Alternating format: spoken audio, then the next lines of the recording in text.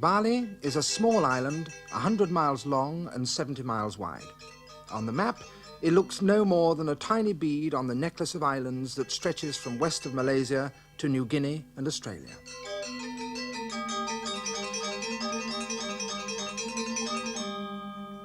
It is certainly one of the most beautiful islands in the world. Like every other part of Southeast Asia, it has rice fields, palm trees and tropical flowers, but somehow in Bali these things fit together so perfectly that you feel, when you come here, that you have arrived in an enchanted garden.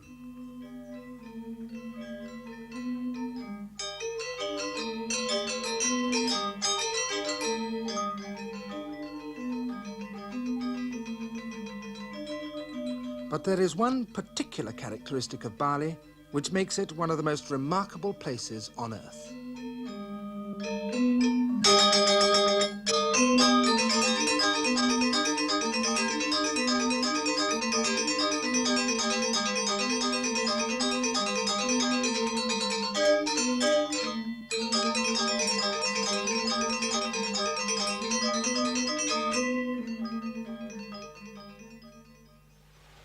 Bali is unique because of its people. They are, above all, a peasant people, and in this warm, welcoming climate, they live as close to nature as man can anywhere. But they are also a people intoxicated by the arts. Part of the reason for their passionate involvement lies in their history. 500 years ago, most of what is now Indonesia was Hindu, ruled by princes whose courts were among the most cultured in the whole of the Orient, famous for the dazzling skill of their musicians and artists. In the 16th century, however, the faith of Islam arrived in Java. Most of the Hindu princes fled before it, travelling eastwards down Java and eventually across a narrow arm of sea and into Bali. With them travelled their entire courts, and so Bali became a sanctuary for the flower of Hindu Javanese culture. And here it has flourished ever since. Indeed, these people who spend their days in back-breaking work in the rice fields regard the arts almost as necessary to a proper and decent life as the very grain they cultivate. They know that the really worthwhile thing to be is either a painter, a sculptor, a dancer, or perhaps above all, a musician. Bali's music has only rarely been heard in the West, but when it has created a sensation. Debussy heard something of it at the 1889 Paris exhibition and was overwhelmed. Bartók, de Falla, and most recently Benjamin Britten have all been captivated by its richness of tone and intricacy of melody. To hear the best music, you must go into the villages, and one of the greatest orchestras in Bali is centred on this household in the small village of Priatan. Its guiding spirit has been, for nearly 50 years, the old nobleman who is the patriarch of the household, Anak Agung Gede Mandra. He no longer plays, but has handed over to his son, Agung Bawa, and another young man, Gandra, who is now the orchestra's main composer. The Anak Agung, as a young man in 1929, went with his orchestra and dancers to Paris. The visit was a triumph. And then in 1952, his orchestra was taken on a world tour. This was an even greater success, and mementos of it hang round his room. In America, their impresario was so delighted that he presented them with a commemorative plaque. In Brussels, they were given a full diplomatic reception. In Paris, the little girl dancers were rapturously received by the ballet-loving public and ecstatically praised by Serge Lifar. In New York, the Anak Agung discussed drumming with the timpanist of the New York Philharmonic and found his technique mystifyingly simple, but was too polite to say so. In spite of the fact that he's been entertained in palaces and luxury hotels in all the great cities of the West, the Anak Agung still runs his household in the purest traditions of the Balinese nobility. His daughter-in-law weaves silk cloth for sarongs. The instruments of the famous orchestra, shrouded in covers, stand in their special rehearsal veranda.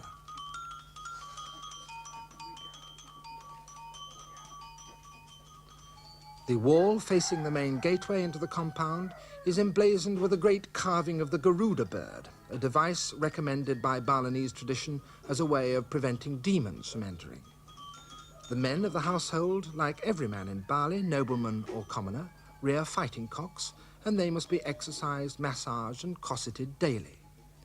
From a citrus tree, famous for the marvellous sweetness of its fruit, hangs a cockatoo.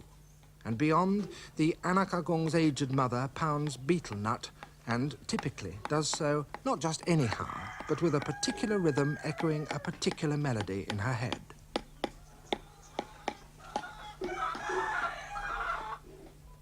And off the main courtyard, in a separate enclosure, the house temple, where stand the shrines which mark the great events in the life of the household, including one erected to give thanks for the orchestra's safe return from their world tour. Gandhara gives rehearsals to each instrumentalist separately. He knows and can play the part of every instrument in even the most complex orchestral piece. Indeed, since there is no musical notation and no written scores, this is the only way of teaching a composition.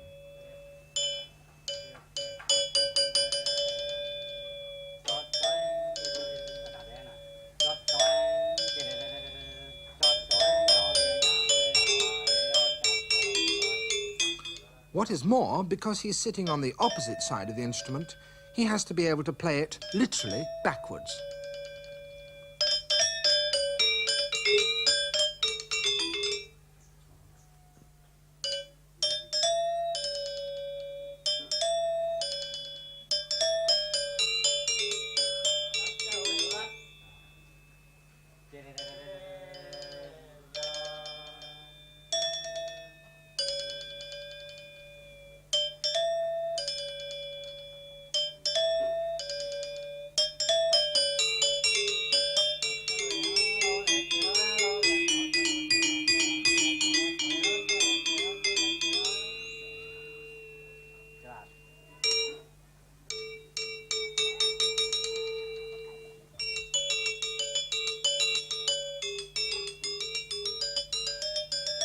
And when his pupil really knows the passage, then Gandhara will play the counterpoint on the same instrument, backwards. This instrument is the gangsa. It plays the same role in the Balinese orchestra as violins do in a European orchestra. Each bronze key has to be damped with the left hand after it's been struck.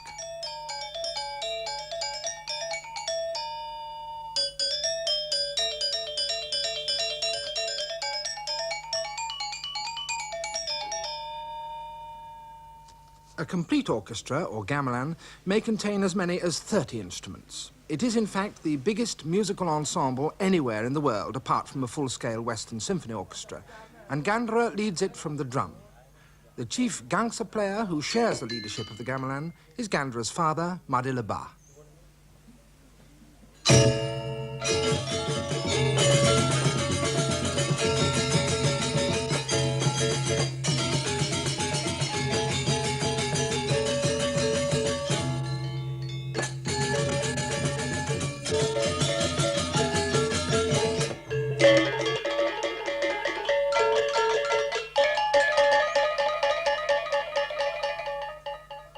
This is the rayon, the hardest instrument of all to play with evenness and precision, for 8 hands must play as one.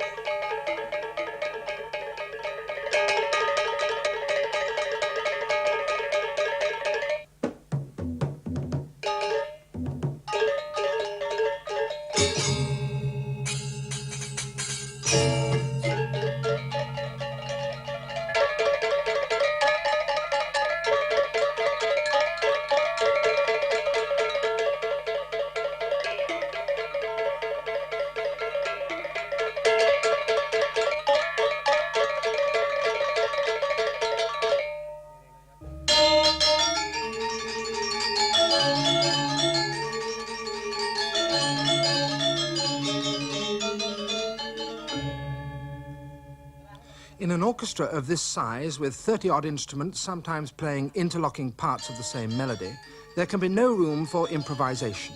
They must all play with the utmost precision, and that can only be obtained by dedicated rehearsals 4 or 5 evenings a week.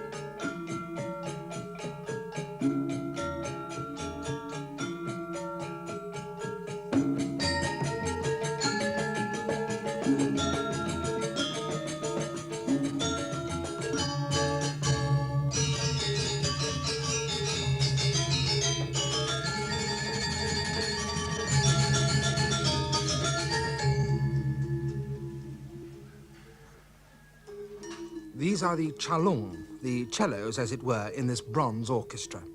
Like nearly all the instruments, they play in pairs, each one slightly differently tuned, so that when the pair are struck together, they produce a pulsating note.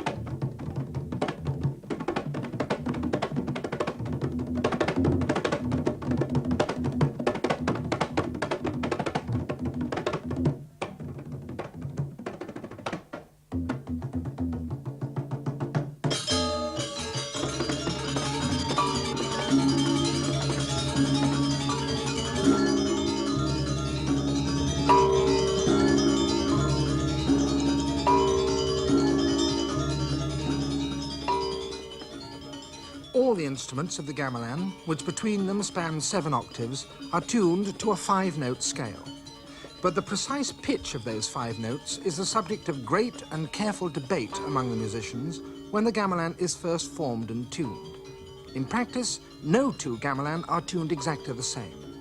Each creates its own individual tonal world, and every village echoes to splendid harmonies that can be heard nowhere else.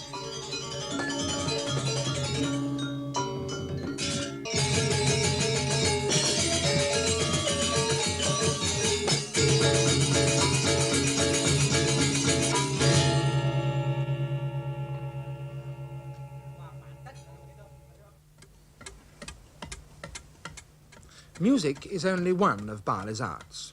Just as most people seem to have the ability to play an instrument of some sort, so everybody also seems to have the talent and the urge to carve. The main outlet for their work is the temples. The stone blocks are only roughly shaped when they're first put in place. Men from the village will later carve them as an act of piety. The images they create are taken from the grotesque pantheon of Hindu mythology. But everywhere, the Balinese give full rein to their delight in exuberant detail. As the only stone in the island is a very soft volcanic ash which weathers very quickly, the carvings must be renewed every generation. So there is ample and permanent work for sculptors.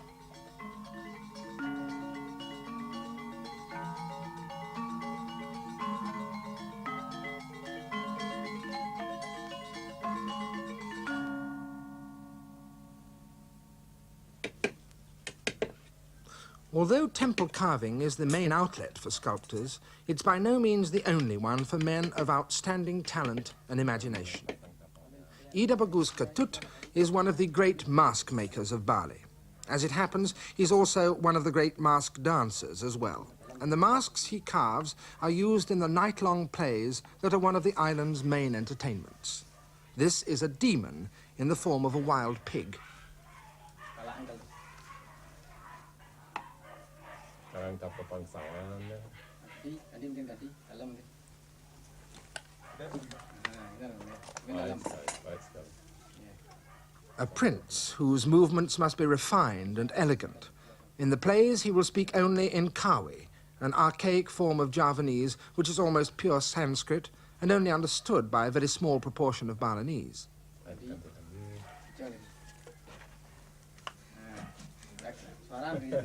A low, comic character, a monkey.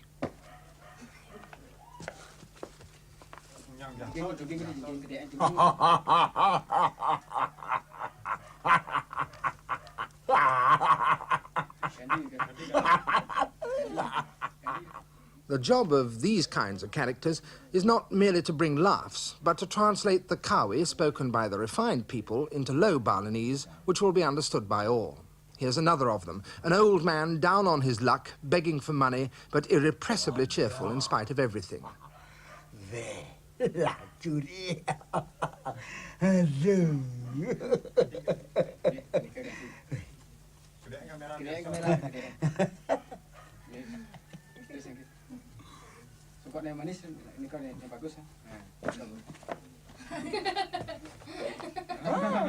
A comic and stupid attendant from a Raja's retinue, who rather fancies himself.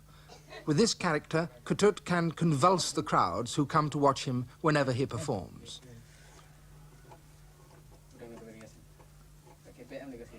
A deaf man.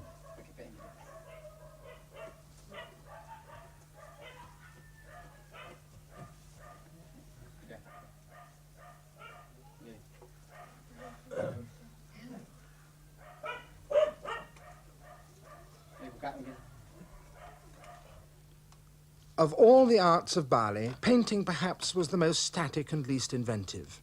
It was tied very strictly to traditional Hindu themes for its subject matter, and the colours it employed were limited to 5: red, blue, yellow, black and white. Even the manner in which the features of these gods and demons are drawn was strictly prescribed. This was the only kind of painting made in Bali until some 40 years ago.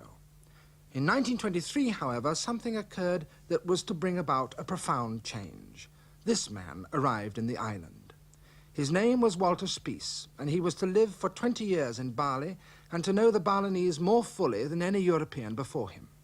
He had several homes, one in the lowlands only a mile or so from Pliatan, and another up in the mountains. But wherever he was, he painted.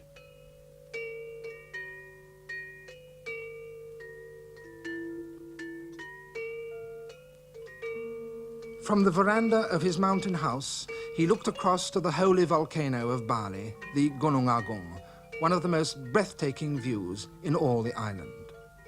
This landscape, with its luxuriant foliage, the endless pattern of immaculately maintained rice terraces, populated by a handsome, graceful people, provided him with subject matter for the rest of his life.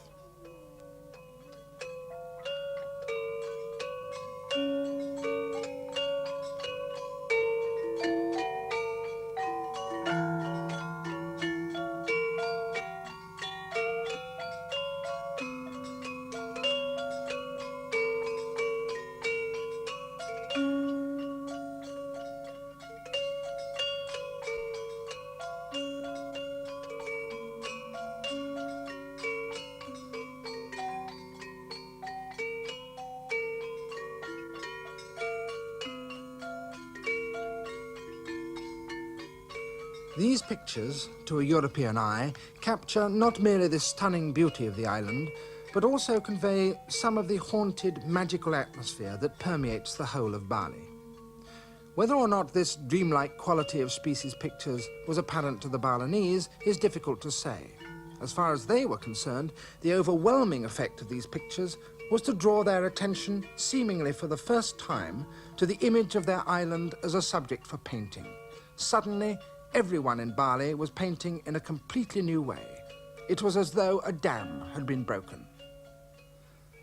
Spies himself is now dead, drowned in 1942 when a ship taking him to Ceylon was torpedoed.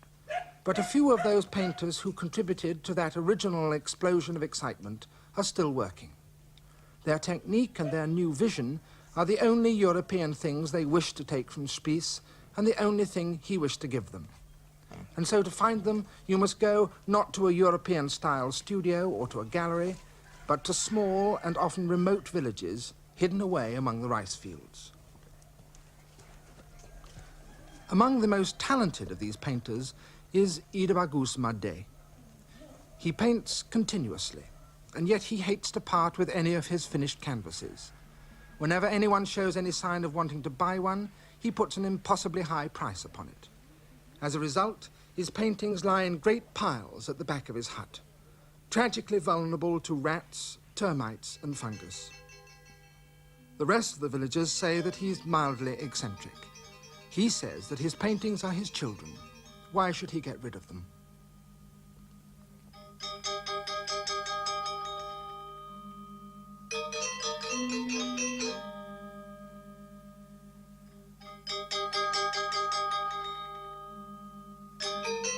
Since Spiesi's death, there have been new generations of painters, for the new style which he brought has flourished and spread, so that it seems now that everybody paints. Their pictures still owe something to Spies, for it was he, after all, who first introduced a full range of colours and Western-style brushes and canvas. But now all of these painters are undeniably and characteristically Balinese, painting not imitations of Spies landscapes, but fantasies entirely of their own invention. They are, for the most part, men who, for most of their days, labour in the fields or fish in the sea. They paint when they have time because of that passionate, artistic curiosity that seems to possess all Balinese.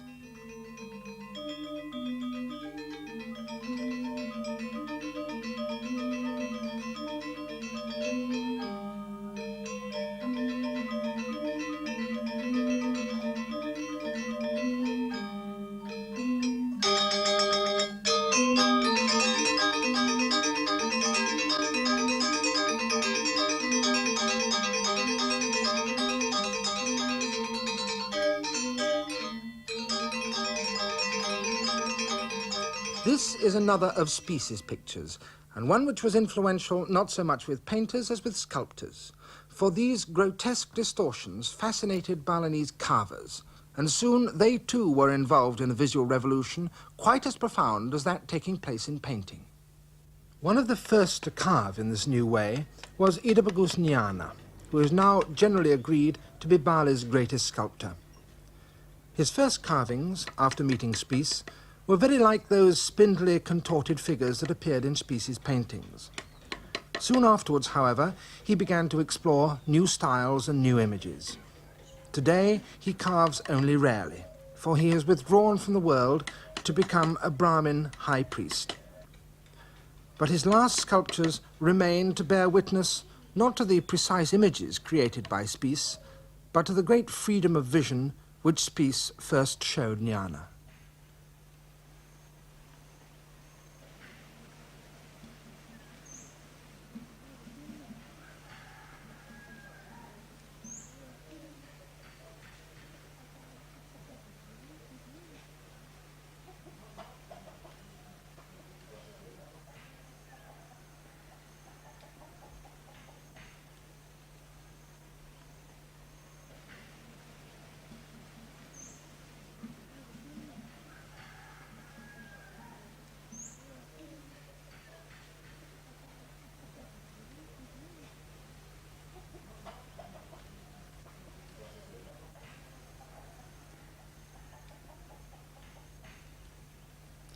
But if there is one art which is paramount in Bali, it is the twin art of music and dancing.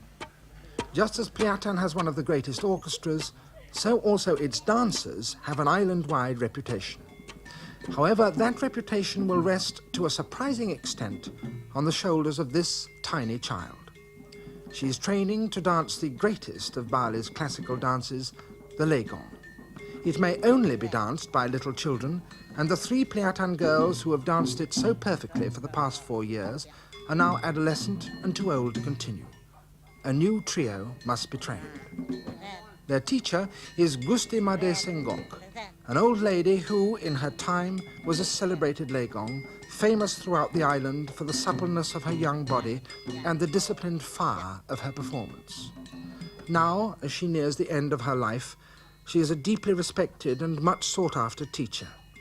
According to the Anak Agung, she is the last living receptacle of the great classical tradition of the Legong. But she's old, no one knows how old, and she no longer has the strength to teach all who want to learn from her. So now she concentrates only on the 3 little girls who are to become Pliatan's new Legong. They will certainly be her last pupils.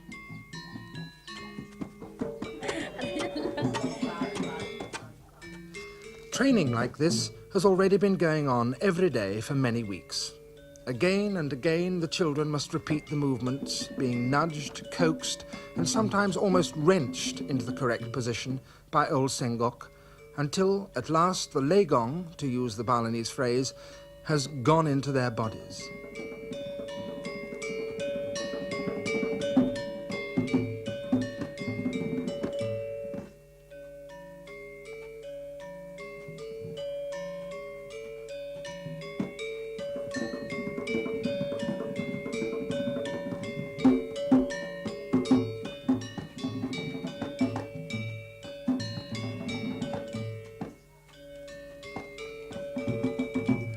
The extraordinary richness of artistic talent in this one household is apparent in this group. The music is played by Madila Ba, the co-leader of the gamelan. This child is his granddaughter, Gandra's child. And the child being held by Gusti Made Sengok is 7-year-old Sri, the Anak Agung's youngest daughter by his 3rd wife.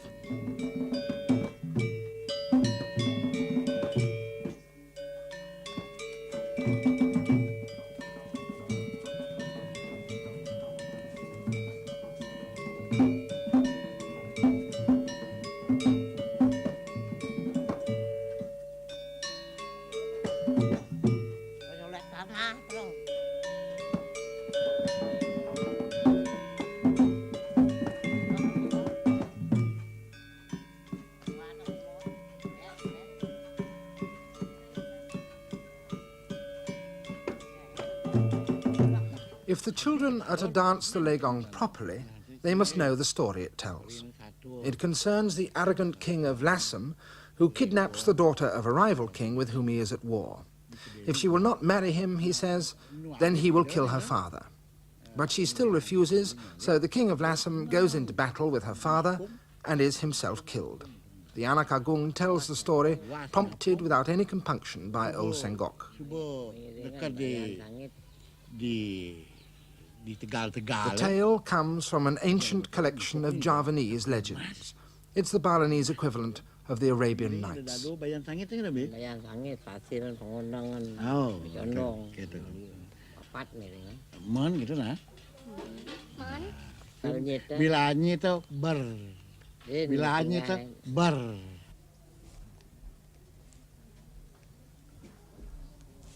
Gusti Made Sengok may be old, but she still has the knack of massaging to make a child's body really supple.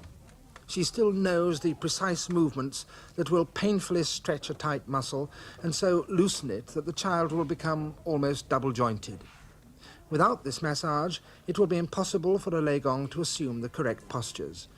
Indeed, this treatment is just as essential to a Balinese dancer as is really early training in class and at the bar to a young ballet dancer in Europe.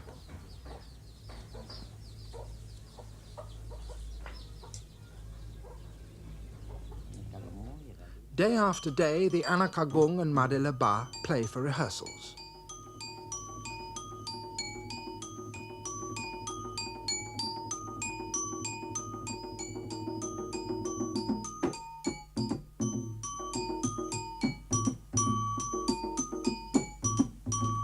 The child who plays the prologue at the beginning of the dance changes roles later to become a bird of ill omen, which flies in front of the king of Lassam during the battle and thus foretells his death. Her appearance is the dramatic finale to the whole dance, which, in its complete version, takes over an hour to perform. In training for this character, Pliatan is particularly lucky, for they have as teacher Gusti Ayuraka, who, during the world tour, danced the part in New York with such electrifying effect that she became, at the age of 11, the toast of Broadway.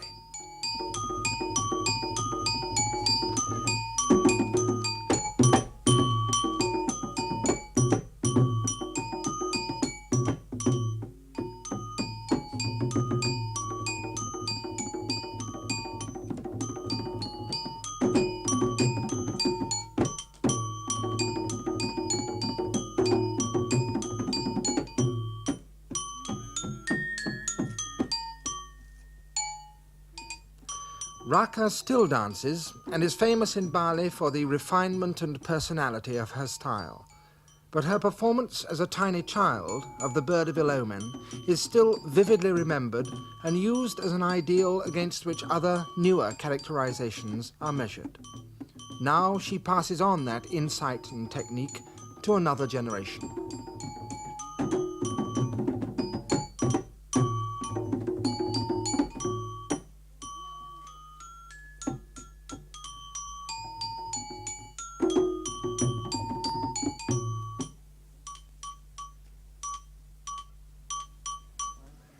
Dancing, like music, sculpture and painting, is rooted in religion.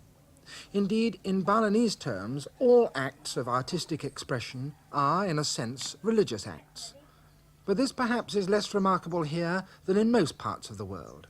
For in truth, Hinduism permeates every aspect of life and every hour of the day. Every morning and every evening, small offerings of rice and flowers are made to the ever-present gods. Some are placed before the shrines in the house temple. Others must be put in doorways and on lintels and niches, in places where paths cross, and in corners which have special magical significance. These daily offerings are small and modest. In fact, they are more in the nature of tactful reminders to the gods of the piety of the household than substantial gifts. But for important festivals, and there seems to be one every few weeks in most villages, really imposing and substantial offerings must be made. And here the Balinese love of ornament and decoration has full scope. This particular offering is being constructed around a central spine made from the soft, spongy stem of a banana tree. Into it are stuck frangipani blossoms, each mounted on a long pin of bamboo.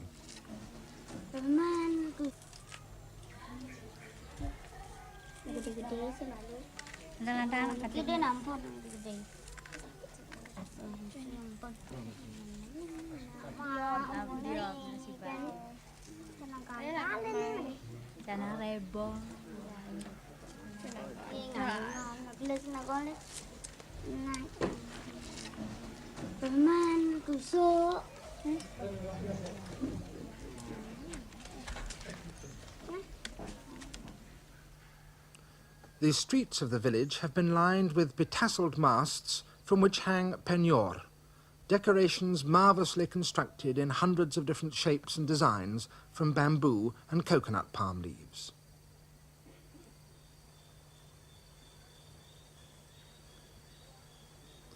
The festival is to take place in the big temple at the other end of the village. For the Anak Agung's household, this day is particularly important, one for which they have all been preparing for months. For they decided long ago that this festival should be the occasion on which the new Legong would perform in public for the very first time. Other orchestras from Priatan are also going up to the temple, for every festival must be full of rame, exuberant noise and festive crowds, so that the gods will be entertained.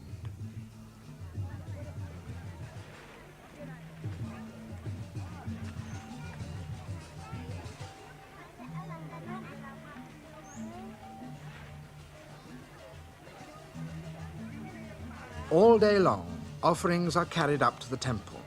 Some are of flowers, others of pink rice cakes, fruit or roast chickens. All are meticulously arranged to look as elegant and as decorative as possible.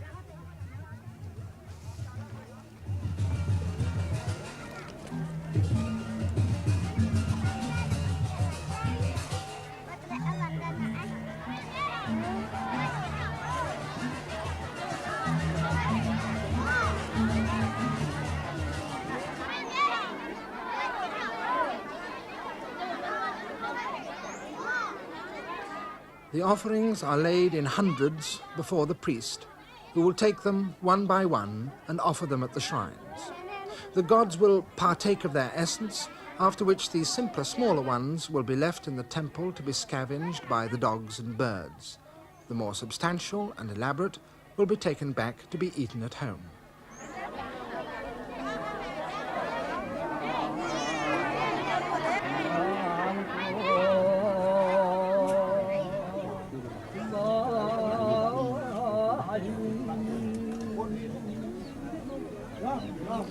There are no images in a Balinese temple. The gods are invisible entities who reside in wooden box-like shrines or on small stone thrones. Priatan's temple is one of several founded by gods whose normal home is high up on the sacred mountain of Batur. This festival is to celebrate the visit of the parent divinities, for within their shrines they have been brought down in procession by men from the mountains to tour all their daughter temples. Now the mountain men themselves begin the gods' entertainment with an ancient spear dance called a baris.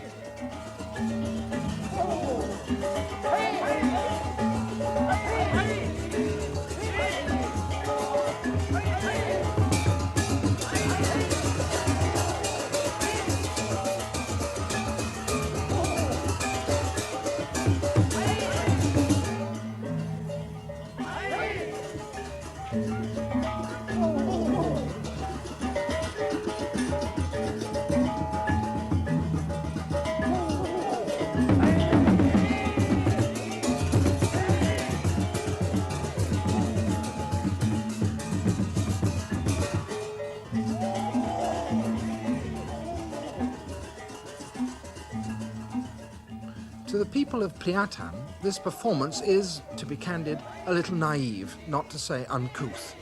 The sophisticated subtleties of the lowland music and dance have never penetrated into the mountains. A dance like this, Gandhara said, was acceptable and appropriate on such a ritual occasion because of its antiquity. But he said so with the tolerance of piety. To his composer's ear, the music alone was obvious and crude.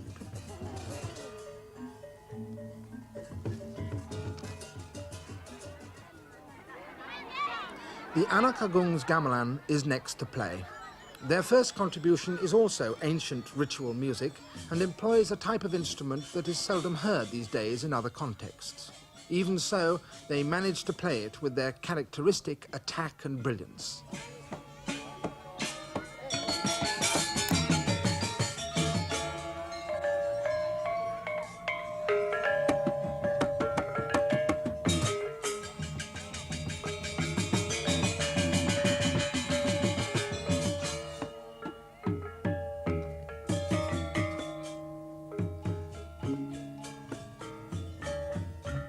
As night draws on, offerings are still being made before the shrines. Outside the temple, another group from Priatan is preparing to perform the kechak, the monkey dance.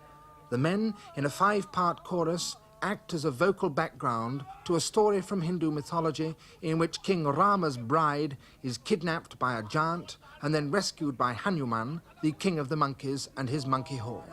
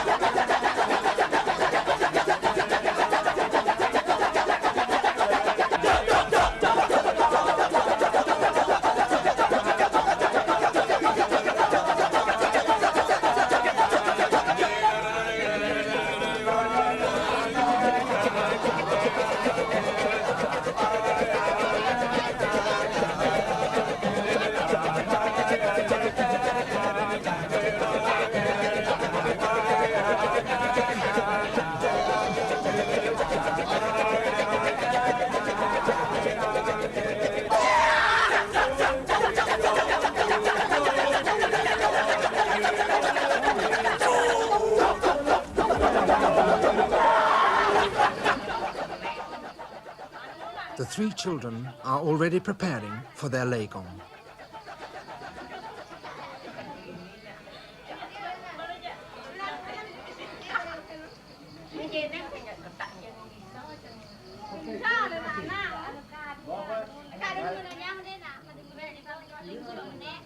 Their headdresses are made from gilded leather and decorated with freshly gathered frangipani blossom. They're very hard and extremely heavy, and the children must wear them for over an hour.